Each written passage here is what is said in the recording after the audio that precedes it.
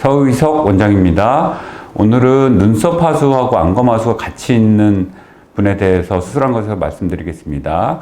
남자분이고 이마에 주름하고 안검 하수 때문에 오셨습니다. 진찰을 해보니까 안검 하수는 거의 없어요. 경도 정도고 그냥 흔히 우리가 말하는 눈매 교정만 하면 될 정도였고요.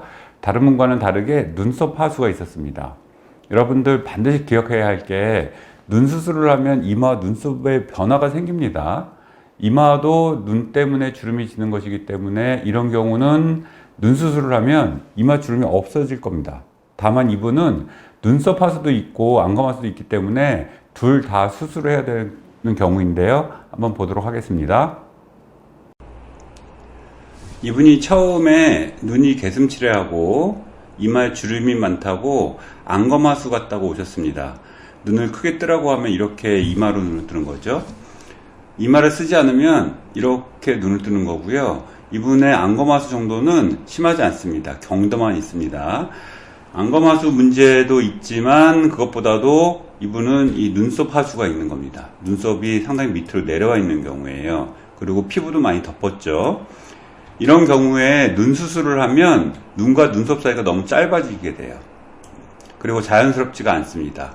특히 남자분이라 쌍꺼풀 만드는 것은 별로 권하지 않습니다. 그래서 눈 수술을 하기보다는 먼저 내시경으로 들어가서 눈썹 거상을 권했습니다. 만일 눈 수술을 하게 되면 3개월 이후에 하자고 말씀을 드렸고요. 이마 수술 후의 모습이고요. 아직 조금 부어 있는데요. 내시경 이마 거상만 하더라도 눈이 이만큼 떠졌습니다. 이마에 주름이 조금 많이 안 보이지만 아직 조금 부어 있습니다. 그래서 안 보이는 거죠. 3개월까지는 지켜봐야 합니다. 수술 후 1년째 모습이에요. 수술 전보다는 눈도 잘 떠지고 이마 쓰는 것도 훨씬 작아졌지만 본인이 그래도 이마를 조금 쓴다. 그래서 눈 수술을 하고 싶다고 얘기를 하셨어요.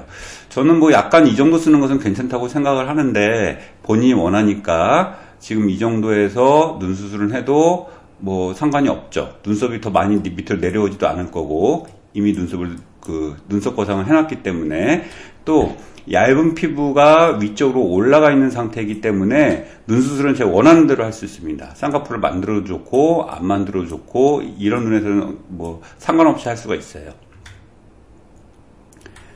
그래서 이 모습이 내시경 이마 거상을 먼저 하고 눈 수술을 하고 마지막 모습입니다. 눈 수술하고 한 달째 모습인데요. 아직 약간 부어 있어요.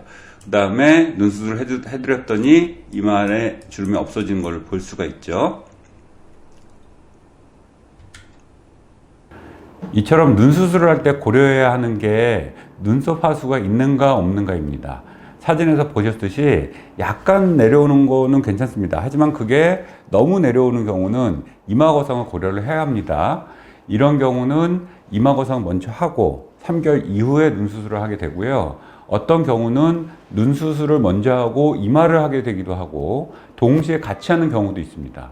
그리고 동시에 하면 안 되는 경우도 있습니다. 간단치가 않죠. 오늘 제가 상담하신 분이 있는데 그분은 무조건 눈부터 하고 나중에 보고 이마를 할지 안 할지를 결정해야 되는 경우예요.